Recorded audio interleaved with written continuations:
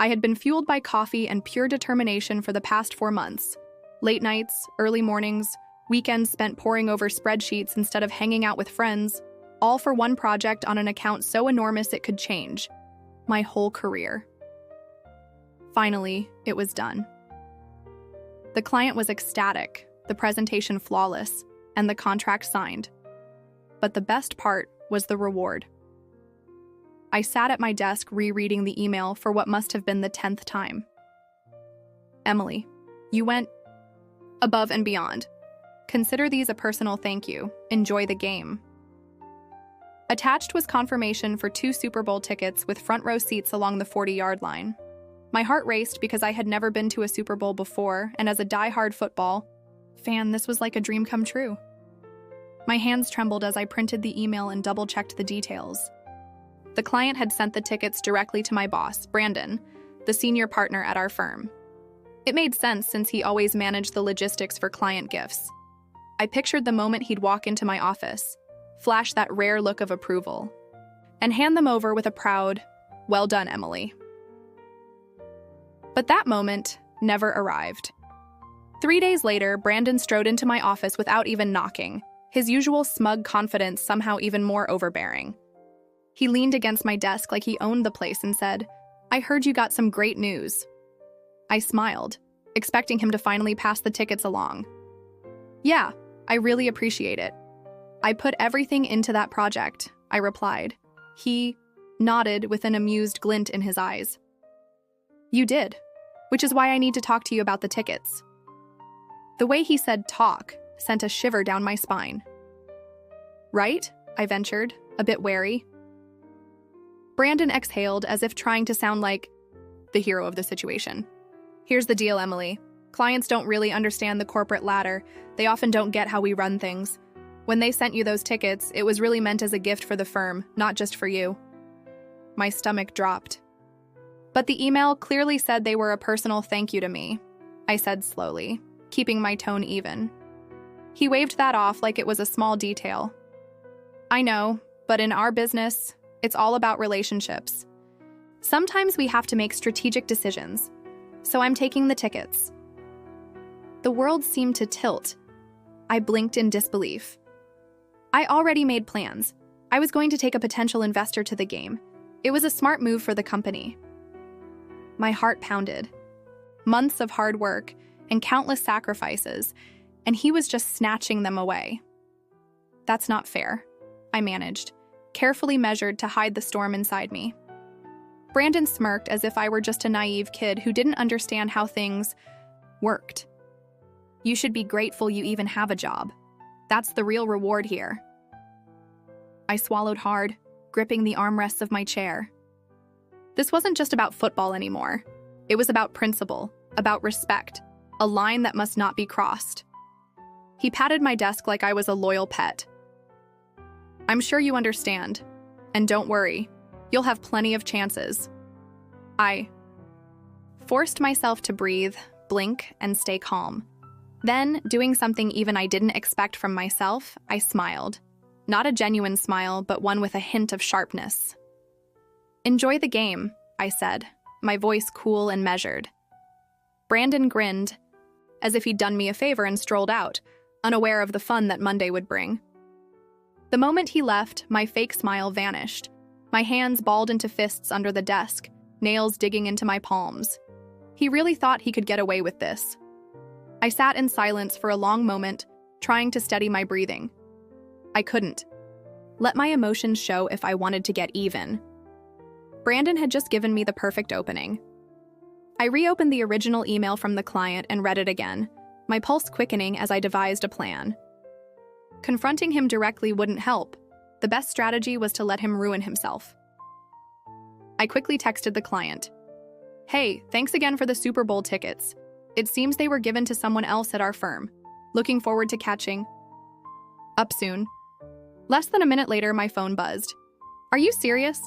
Who took them?" I smirked and played it cool. "Not sure, honestly. I just know I never received them.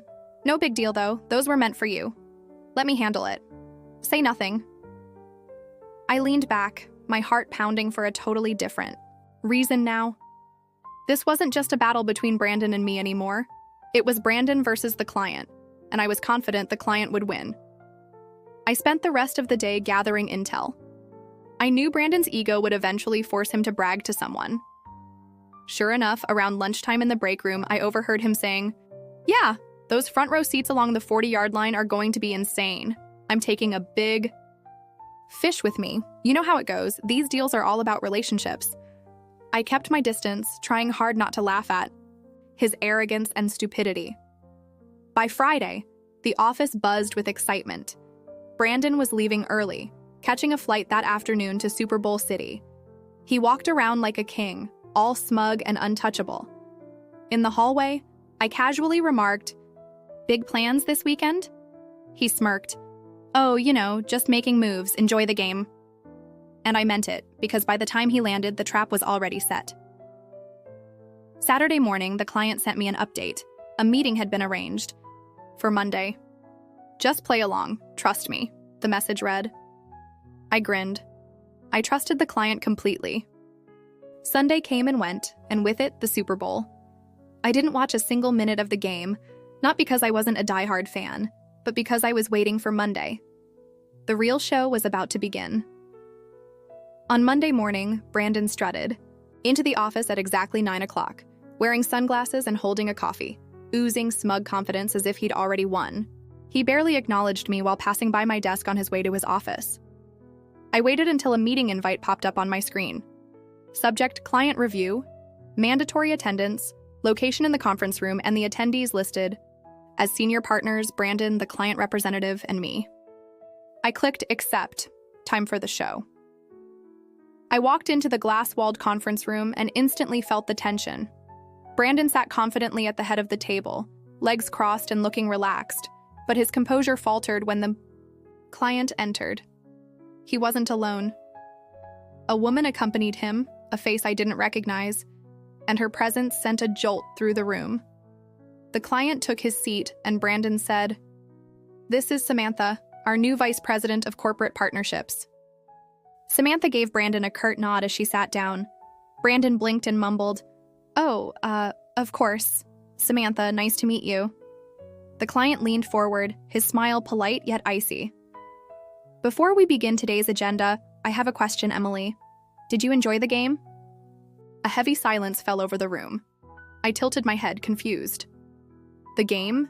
The Super Bowl?" I asked, furrowing my brow. "Oh, I didn't go," I admitted. The client's face darkened. "That's strange, because I personally arranged for you to have 2 seats, right, Brandon?" Brandon froze, panic flashing briefly across his face before he forced out a laugh. "Oh, yes, there was a mix-up. Emily wasn't able to attend." The client interrupted. "Then who did?" Brandon shifted uncomfortably. I took a client," he stammered. The client let the words hang in the air, and Samantha cleared her throat.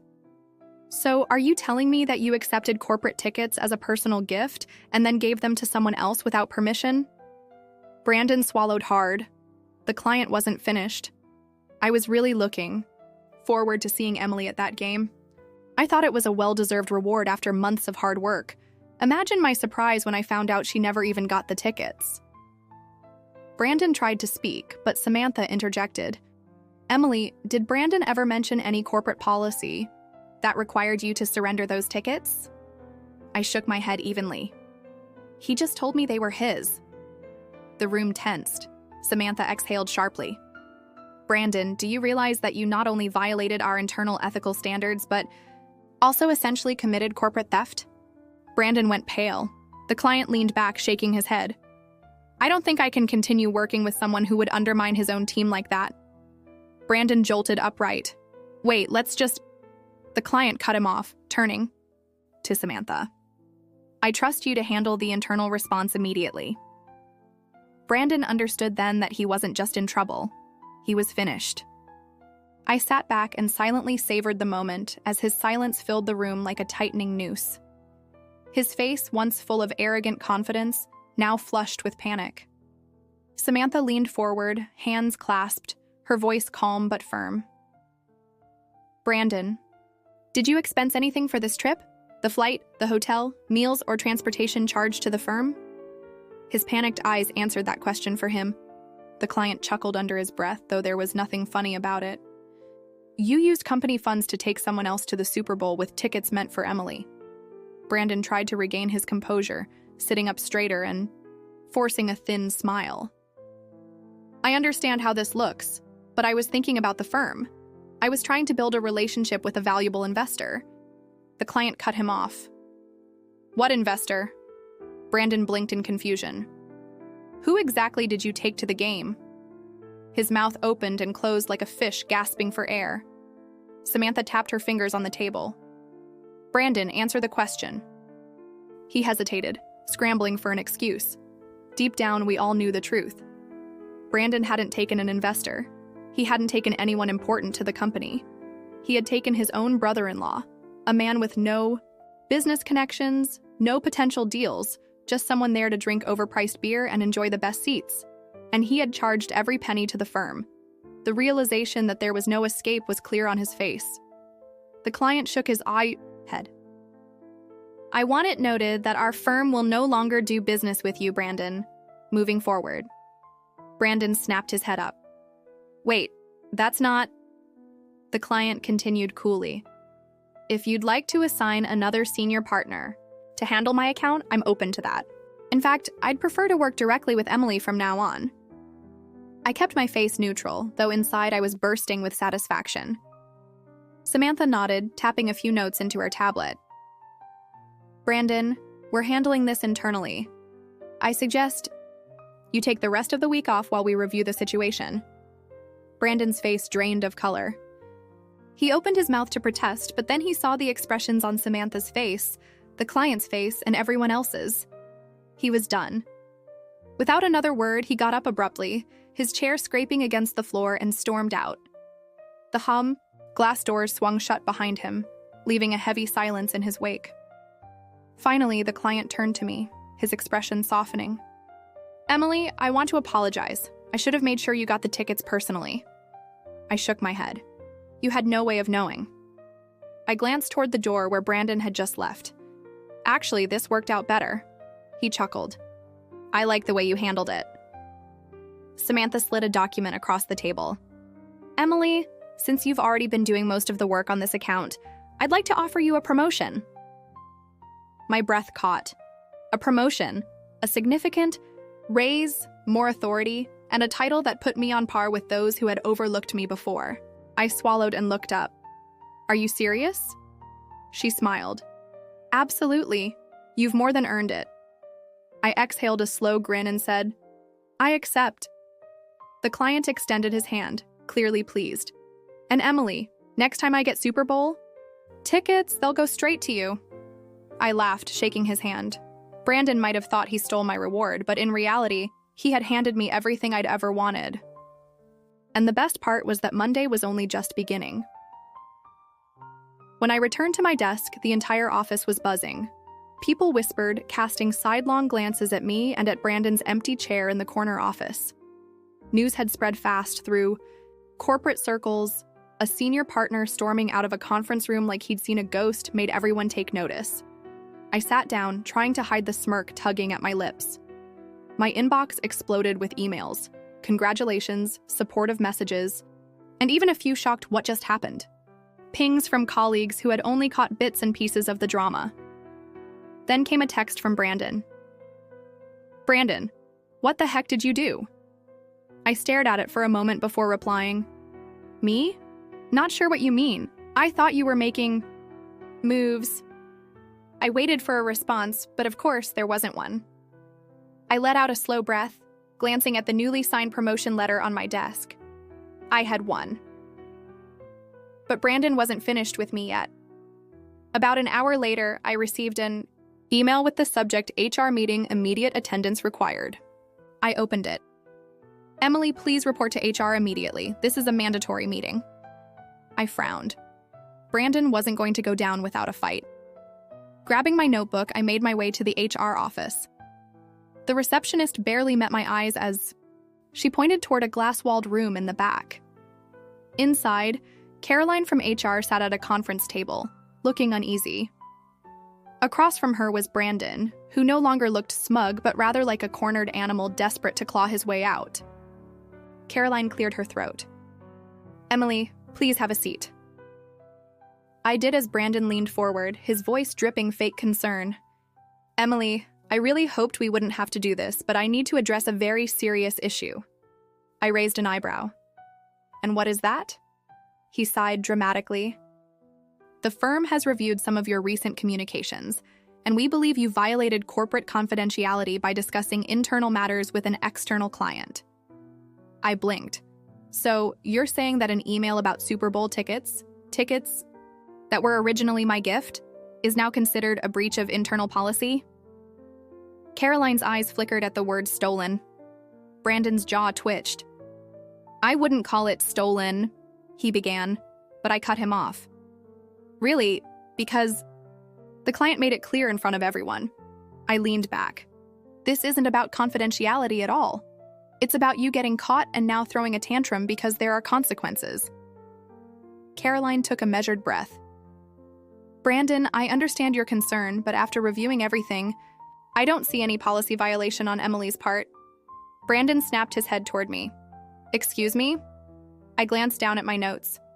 The client was the one who sent the gift. He had every right to ask about it.